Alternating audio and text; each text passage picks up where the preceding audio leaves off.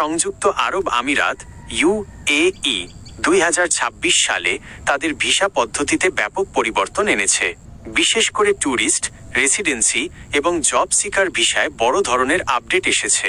আজ 2 ফেব্রুয়ারি 2026 সর্বশেষ তথ্য অনুযায়ী আপনার জন্য আপডেটগুলো নিচে দেওয়া হলো। 10 দিনের গ্রেস পিরিয়ড বাতিল।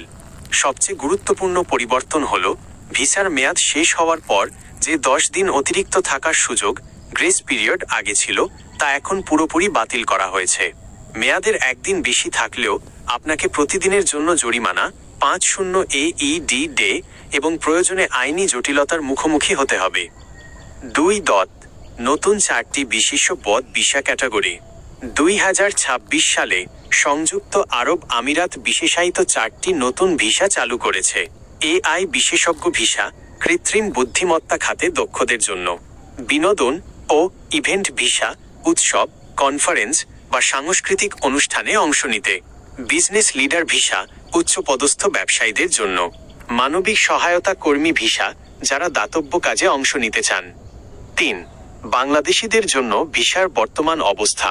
ট্যুরিস্ট ভিসা 30, 60 এবং 90 দিনের ট্যুরিস্ট ভিসা বাংলাদেশিদের জন্য বর্তমানে চালু আছে।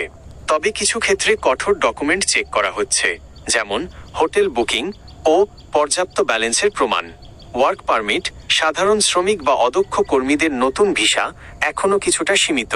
তবে দক্ষ পেশাজীবী এবং যাদের নুল্লা ওস্তা বা ইনভেস্টিগেশন ক্লিয়ারেন্স আছে তাদের ভিসা হচ্ছে। Job seeker visa.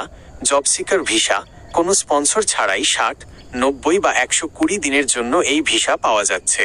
তবে এর জন্য কমপক্ষে স্নাতক ডিগ্রি, ব্যাচেলার্স ডিগ্রি থাকা বাধ্যতামূলক। 4. ডিজিটাল নোমাড ও রিমোট ওয়ার্ক ভিসা। আপনি যদি 1 লাখ টাকা বা তার বেশি আয় করেন তবে আপনি রিমোট ওয়ার্ক ভিসার জন্য যোগ্য হতে পারেন। তবে 2026 নতুন নিয়ম অনুযায়ী এখন থেকে আবেদনের সময় 6 মাসের ব্যাংক স্টেটমেন্ট দেখাতে হবে, আগে 3 মাস ছিল। মাসিক আয় হতে হবে কমপক্ষে $3,500, যা 1 লাখ টাকার চেয়েও বেশি। 5. গোল্ডেন ও গ্রিন ভিসা 2026। গোল্ডেন ভিসা 10 বছর। এখন কন্টেন্ট ক্রিয়েটর, প্রভাবশালী সোশ্যাল মিডিয়া ব্যক্তিত্ব এবং শিক্ষকদের জন্য এটি সহজ করা হয়েছে। গ্রিন ভিসা 5 বছর।